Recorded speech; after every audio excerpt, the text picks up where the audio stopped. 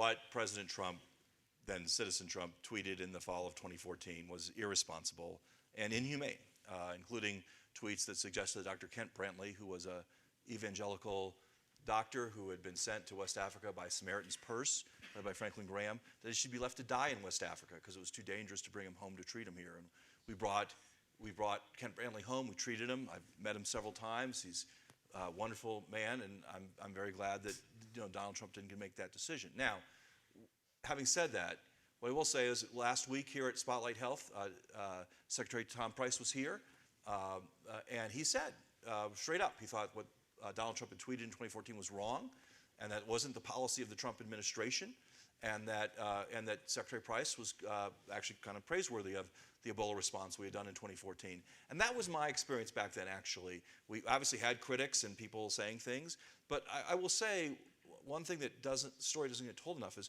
we had an amazing bipartisan response to the Ebola epidemic. President Obama sent a funding request to Congress the day after Election Day 2014. 5 weeks later, Congress approved 90% of it without any strings or conditions, and that's really was the fuel that made this turnaround that you talked about at the beginning, Ross.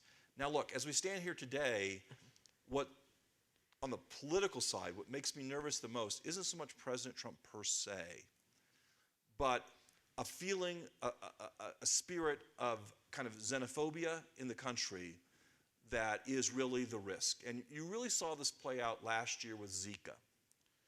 Why was it that when our public health officials were telling people that the importation of Zika was likely, that we'd have domestic transmission, why wasn't it ultimately got to the point where for the first time in American history, the Centers for Disease Control had to issue a travel advisory for travel to parts of the United States of America because we had domestic transmission of Zika? Why didn't Congress respond?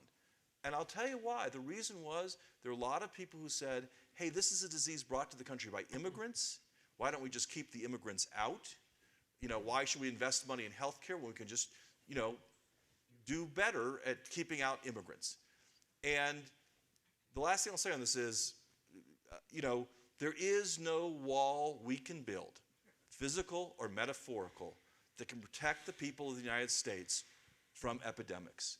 What we can do is engage in the world to back the idea of global health security, to help build national healthcare systems around the world, to build up our global response capacity, to fight these diseases overseas, and to help countries develop their own capacities to test, isolate, and respond to epidemics. By engaging in the world, we obviously do something that's very humanitarian, but ultimately, we actually do the best we can to protect the American people from these diseases coming over here. And thinking that we can just keep them out with a wall is a very misguided approach.